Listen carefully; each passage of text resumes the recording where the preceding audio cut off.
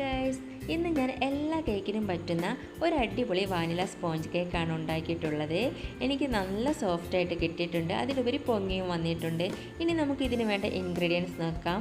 1 cup മൈദ, 3/4 cup sugar powder, 1/2 cup milk, 1/4 cup sunflower oil, 1 teaspoon baking powder, 1/2 teaspoon baking soda, കുറച്ച് ഉപ്പുപൊടിയും കൂടെ എടുത്തിട്ടുണ്ട്. ഇനി നമുക്ക് മൈദയിലേക്ക് ബേക്കിംഗ് പൗഡറും ബേക്കിംഗ് സോഡയും ഉപ്പും കൂടെ ചേർത്തിട്ട് നന്നായി മിക്സ് ചെയ്തിട്ട് ഒന്ന് അരിച്ചെടുക്കണം.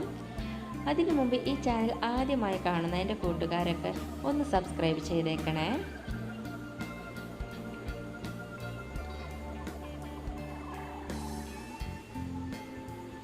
ഇത് നന്നായി മിക്സ് ചെയ്തിട്ട് ഞാനിത് അരിച്ചെടുത്തിട്ടുണ്ട്. ഇനി നമുക്കിതൊന്ന് മാറ്റി വെക്കാം. ഞാൻ 3 എഗ്ഗ് എടുത്തിട്ടുണ്ട്. എഗ് വൈറ്റും എഗ് യോക്കും കൂടെ സെപ്പറേറ്റ് ആയിട്ട് എടുത്തിട്ടുള്ളത്. ഇനി എഗ് യോക്കിലേക്ക് 1 ടീസ്പൂൺ വാനില എസൻസ് ചേർത്ത് കൊടുക്കാം. 2 ടീസ്പൂൺ ഷുഗർ പൗഡറും കൂടെ ചേർത്തിട്ട് ഒന്ന് നന്നായി മിക്സ് ചെയ്ത് കൊടുക്കാം. ഇനി ഞാൻ സൺഫ്ലവർ ഓയിലും കൂടെ ചേർത്ത് കൊടുക്കുന്നുണ്ട്. എന്നിട്ട് ഇതും കൂടെ ഒന്ന് മിക്സ് ചെയ്ത് കൊടുക്കാം. ഇനി മിൽക്കും കൂടെ, കുറച്ച് മിൽക്കാണ് ഞാനിപ്പോൾ ഇതിലേക്ക് ചേർക്കുന്നത്, ബാക്കി മാറ്റി വയ്ക്കുന്നുണ്ട്. ഇനി കുറച്ചായി ഞാൻ മൈദ കൂടെ ചേർത്ത് കൊടുക്കുന്നുണ്ട്.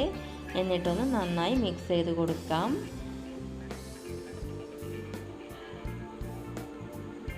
ഇപ്പോൾ മൈദ എല്ലാം മിക്സ് ചെയ്ത് കഴിഞ്ഞു.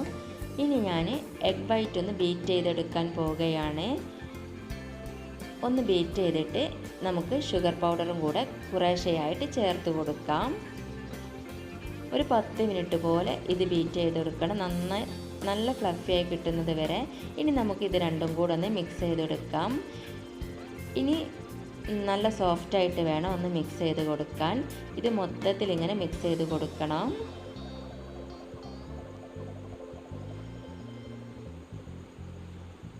പതിയെ നമുക്കിതൊന്ന് മിക്സ് ചെയ്ത് കൊടുക്കാം.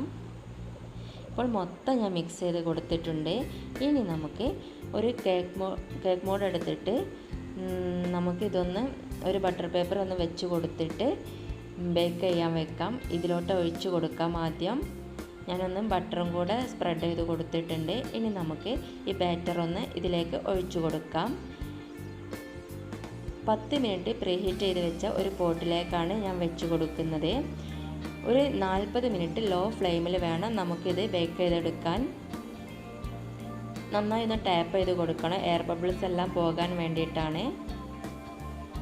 ഇപ്പോൾ ഒരു 40 മിനിറ്റ് ആയിട്ടുണ്ട്. ഇപ്പോൾ നന്നായി പൊങ്ങി വന്നിട്ടുണ്ട്. ഇനി നമുക്ക് ടിന്നിൽ നിന്ന് ഇതൊന്ന് റിമൂവ് ചെയ്തെടുക്കാം. നന്നായി വെന്തിട്ടുണ്ട്. അതാണ് ഞാൻ ഒരു ഇത് വെച്ച് നോക്കിയത്. പറ്റി പിടിക്കുന്നൊന്നുമില്ല. അപ്പോൾ കറക്റ്റ് വേവായിട്ടുണ്ട്. നല്ല പൊങ്ങിയും വന്നിട്ടുണ്ട്. നിങ്ങൾക്ക് ഇഷ്ടമായെങ്കിൽ ഇതൊന്ന് ട്രൈ ചെയ്ത് നോക്കണം. എല്ലാ കേക്കിനും നമുക്ക് ഈ സ്പോഞ്ച് കേക്ക് മതി.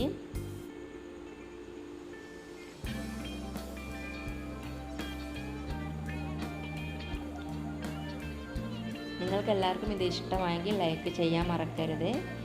കമൻറ്റും സബും എല്ലാം ചെയ്യണം.